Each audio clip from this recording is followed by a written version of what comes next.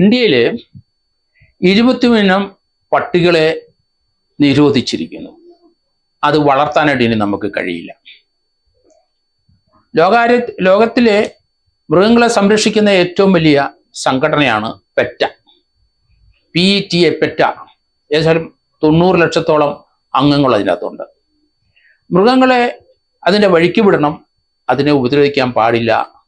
അതുകൊണ്ട് wild life protection act 1972 ഇന്ത്യയിൽ നടപ്പാക്കി കഴിഞ്ഞു.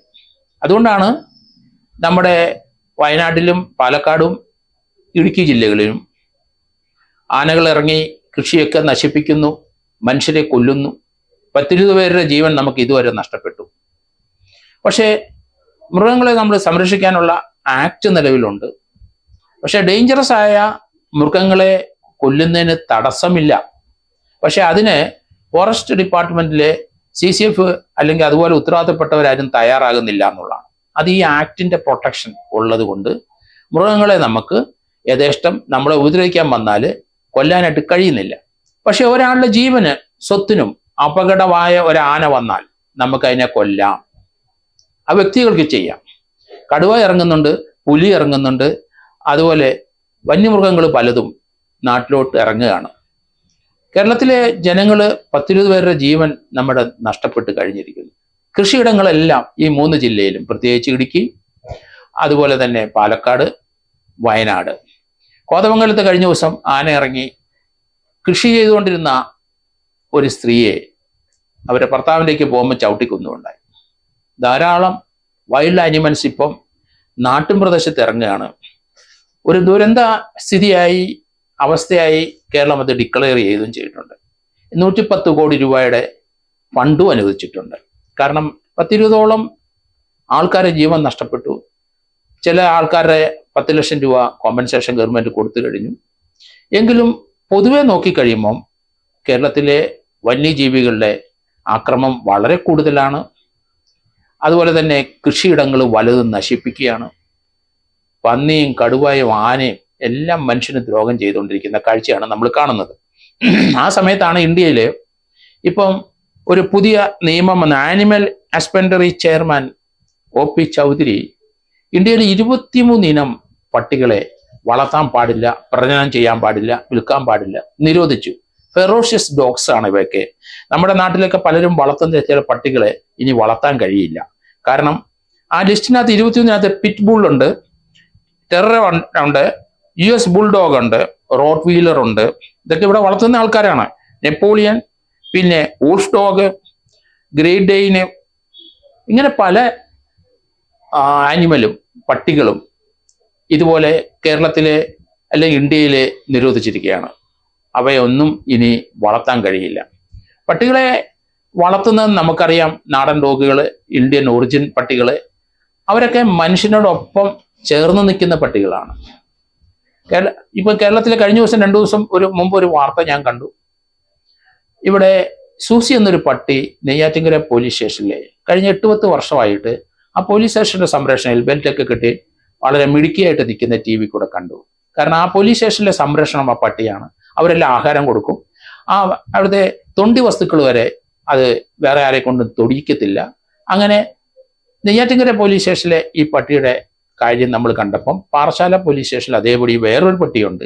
അവിടെയും ബെൽറ്റും ഒക്കെ കെട്ടി നല്ല ആഹാരമൊക്കെ കൊടുത്ത് ആ പോലീസ് സ്റ്റേഷന്റെ സംരക്ഷണത്തിന് അത് മുന്നേ നിൽക്കും. അവിടെ പരാതിയായിട്ട് വരുന്നവരെയൊക്കെ അവർക്ക് അറിയാവുന്ന തോന്നുന്നു. കാരണം ആരെയും ശല്യം ചെയ്യാനോ കടിക്കാനോ ഒന്നും പോയില്ല. അതിൽ പോലീസ് അപ്പം ഇടപെടുകയും ചെയ്യുന്നുണ്ട്. അതുകൊണ്ട് മനുഷ്യന്റെ ആദ്യകാലം മുതൽ മനുഷ്യന്റെ ഏറ്റവും അടുത്ത സുഹൃത്ത് തന്നെയാണ് പട്ടി. നമ്മുടെ വീട്ടിലെ ഒരു പട്ടി ഉണ്ടെങ്കിൽ വലിയ ഉറപ്പും സംരക്ഷണമാണ് നമുക്ക്. വീടിനകത്ത് കയറി വരുന്ന പാമ്പ്, പാറ്റ, ചെറിയ സ്പൈഡർ ആണെങ്കിലും അവൻ എതിരിടും, കുരയ്ക്കും, നമ്മളെ അറിയിക്കും. ഒരു മനുഷ്യനെയും വീടിനകത്ത് കയറ്റുകയില്ല, നമുക്ക് നല്ല വാണിംഗ് തരും. അപ്പൊ അതുകൊണ്ട് പട്ടിയും മനുഷ്യനുമായിട്ടുള്ള ബന്ധം വളരെ നൂറ്റാണ്ടുകൾ അല്ല 10,000-കണക്കിന് വർഷങ്ങൾ മനുഷ്യനുള്ള കാലഘട്ടം മുതൽ അവന്റെ സമീപത്ത് ഈ പട്ടി കാണും. അത് നമുക്കൊരു സംരക്ഷണം നൽകുന്നുണ്ട്. ആക്രമിക്കാൻ വരുന്നവരെ ഒക്കെ തീർച്ചയായിട്ടും ഇവനെ അറ്റാക്ക് ചെയ്യും. ഞാൻ തിരുവനന്തപുരം സിറ്റിയിലെ ഒരു സബ് ഇൻസ്പെക്ടർ ആയിരിക്കുമ്പം ഇവിടുത്തെ ജനറൽ ഹോസ്പിറ്റലിനടുത്ത് ഒരു അവിടെ റോഡിൽ കിടക്കുന്ന ഒരാളുണ്ടായിരുന്നു.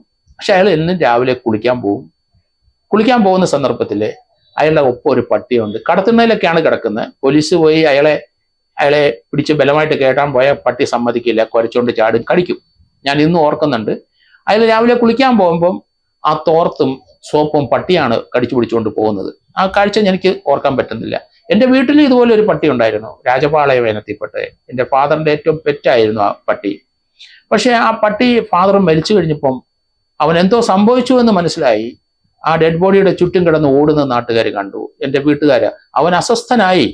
ഏതായാലും പള്ളിയിൽ കൊണ്ടേ ഫാദറിനെ അടക്കാൻ നേരത്ത് ആ ഡെഡ് ബോഡിയുടെ ഒപ്പം പട്ടി പോയി. അതിനുശേഷം കല്ലറ അടക്കി കഴിഞ്ഞിട്ട് ഞാൻ രാത്രി പോയി 2-3 പ്രാവശ്യം അവനെ വിളിച്ചു. ആ രാജപാലയത്തിലുള്ളതാണ്, ഡെവിൾ എന്നാണ് പേര്, നല്ല ജെറ്റ് ബ്ലാക്ക് ആണ്. അവൻ വന്നില്ല. 2-ാം ദിവസം പെരിയാറിൽ അവൻ മരിച്ചു കിടക്കുന്ന കണ്ടു. ഒരു സൂയിസൈഡ് ആണ് എന്ന് തന്നെ ആൾക്കാർ പറഞ്ഞു. ഇതൊക്കെ ഞാൻ പറയുന്നത്, പട്ടികള് നമ്മുടെ കുടുംബത്തിൻ്റെ ഒരു അംഗം പോലെ പലരും വളർത്തുന്നുണ്ട്. കേരളത്തിലെ പട്ടിസ്നേഹികൾ ധാരാളം ആൾക്കാരുണ്ട്, മൃഗസ്നേഹികൾ. പക്ഷേ മൃഗങ്ങൾ പലതും, ആനയും പട്ടിയാണ് ഏറ്റവും നമ്മുടെ അടുത്ത സുഹൃത്തുക്കളായിട്ട് നമ്മൾ കാണുന്നത്. പക്ഷേ ഇപ്പം പടയപ്പ ഇറങ്ങി നമ്മുടെ ഇടുക്കിയിലെ പല വീടുകളിലും അല്ലെങ്കിൽ പല കടകളിലും ശല്യം ചെയ്തു തുടങ്ങി, കൃഷി നശിപ്പിക്കാൻ തുടങ്ങി, അവിടുത്തെ റേഷൻ കടയിൽ നിന്നൊക്കെ അരിച്ചാക്ക് പൊട്ടിച്ച് കഴിക്കാൻ തുടങ്ങി, വലിയധികം ശല്യം ചെയ്തു തുടങ്ങി. അതുകൊണ്ട് പടയപ്പ ഇനി ഏതെങ്കിലും തരത്തിൽ മെരുക്കിയെടുക്കാനായിട്ട് ഗവൺമെന്റ് ശ്രദ്ധിക്കണം. കാരണം അപകടത്തിലേക്ക് പോവുകയാണ്. കുറെ നാളുകൾ കൊണ്ട് പടയപ്പ റോഡിൽ ഇറങ്ങുന്നുണ്ട്. പക്ഷെ അവനെ ഉപദ്രവിക്കാനോ അവനെ വരട്ടോ ചെയ്താൽ അവൻ തിരിച്ചാക്രമിക്കുമെന്നല്ലാതെ അവൻ യഥേഷ്ടം റോഡിൽ കൂടെ നടന്നു പോവുകയാണ്. തിന്നാൻ പറ്റുന്ന കരിക്കുണ്ടെങ്കിൽ എടുത്ത് കഴിക്കും, കടകൾ പൊളിക്കും, അങ്ങനെയൊക്കെ ശല്യം ചെയ്തുകൊണ്ടിരിക്കുകയാണ്. ഏതായാലും ഈ 33 ഇനം പട്ടികളെ നമ്മൾ നിരോധിച്ചിരിക്കുന്ന കാര്യം എല്ലാവരും മനസ്സിലാക്കണം. അത് നോക്കിക്കഴിഞ്ഞാൽ ഏതൊക്കെ ഇനം പട്ടികളാണ്, അത് തീർച്ചയായിട്ടും നിരോധനമുള്ള പട്ടികളെ വളർത്താൻ പറ്റില്ല, നമുക്കെതിരായിട്ട് കേസെടുക്കും, അതുകൊണ്ട് പെനാൽറ്റി ഉണ്ടാവും. അതുകൊണ്ട് ആ കാര്യം എല്ലാവരും ശ്രദ്ധിക്കാൻ ഉദ്ദേശിച്ചാണ് ഞാൻ ഇത് പറയുന്നതിന്റെ കാരണം. അതുപോലെ തന്നെ വന്യജീവികളുടെ അക്രമം നമുക്ക് നേരിട്ടുണ്ടായാൽ നമുക്കത് പ്രതിരോധിക്കാം. കാരണം അത് ഫോറസ്റ്റുകാർ വരെ വെയിറ്റ് ചെയ്യേണ്ട ആവശ്യമില്ല, അല്ലെങ്കിൽ പോലീസ് ഉദ്യോഗസ്ഥന്മാർ ചെയ്യേണ്ട കാര്യമാണ്. അല്ലെങ്കിൽ ഒരു ഡിസ്ട്രിക്ട് കളക്ടറാണ് തുടക്കത്തിൽ അതിനൊരു ഉത്തരവിടേണ്ടത്. അതിനെ വെടിവെച്ച് കൊല്ലണമെങ്കിൽ വെടിവെച്ച് കൊല്ലാൻ അധികാരം ഡിസ്ട്രിക്ട് കളക്ടർക്കുണ്ട്. പക്ഷെ വൈൽഡ് ലൈഫ് പ്രൊട്ടക്ഷൻ ആക്ട് നിലനിൽക്കുന്നതുകൊണ്ട് പലർക്കും അതിന് മടിയാണ്. പ്രോസിക്യൂഷൻ ഫേസ് ചെയ്യേണ്ടി വരുമോ? കാരണം ഹൈക്കോടതി കഴിഞ്ഞ ദിവസം ഒരു കേസുമായിട്ട് ബന്ധപ്പെട്ട ഒരു കാര്യം പറഞ്ഞു. കണ്ണൂരിലെ ഒരാള് പട്ടിസ്നേഹിയാണ്, റോഡിൽ കിടക്കുന്ന പട്ടിയെല്ലാം വീട്ടിൽ കൊണ്ടുവന്ന് വരും. ആ വീടിന്റെ പരിസരത്തുള്ള എല്ലാവർക്കും പട്ടി ഇങ്ങനെ അയാളുടെ കോമ്പൗണ്ട് നിൽക്കുന്നതുകൊണ്ട് പരിസര മലിനീകരണം ധാരാളം ഉണ്ടായി. അവിടെ ഒരു ബാഡ് സ്മെല്ലാണ് എപ്പോഴും, ഞങ്ങൾക്ക് ജീവിക്കാൻ മേല.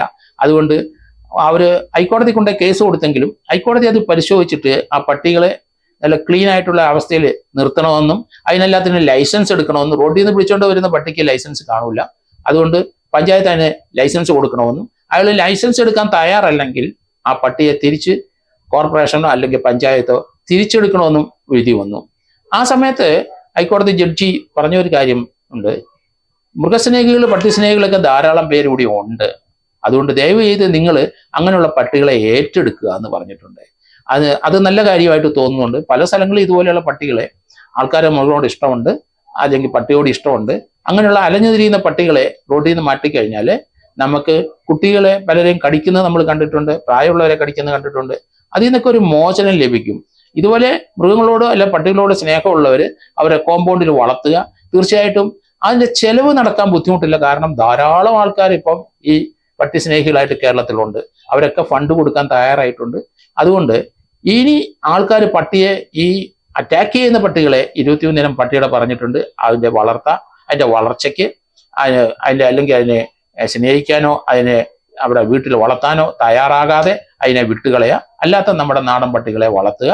റോട്ടിൽ കൂടെ അലഞ്ഞു തിരിയുന്ന പട്ടികളെ മൃഗസ്നേഹികൾ എവിടെയെങ്കിലും അതിനെ ഏതെങ്കിലും സംരക്ഷണം കൊടുത്ത്, കാരണം അതിന് ഫണ്ട് വരും, ആൾക്കാർ അതിന്റെ തീറ്റയ്ക്കൊന്നും വിഷമിക്കേണ്ട, അങ്ങനെയുള്ള നല്ല കാര്യങ്ങൾ ചെയ്യണമെന്ന ഉദ്ദേശത്തിൽ തന്നെയാണ് ഹൈക്കോടതി അത് പറഞ്ഞിരിക്കുന്നത്.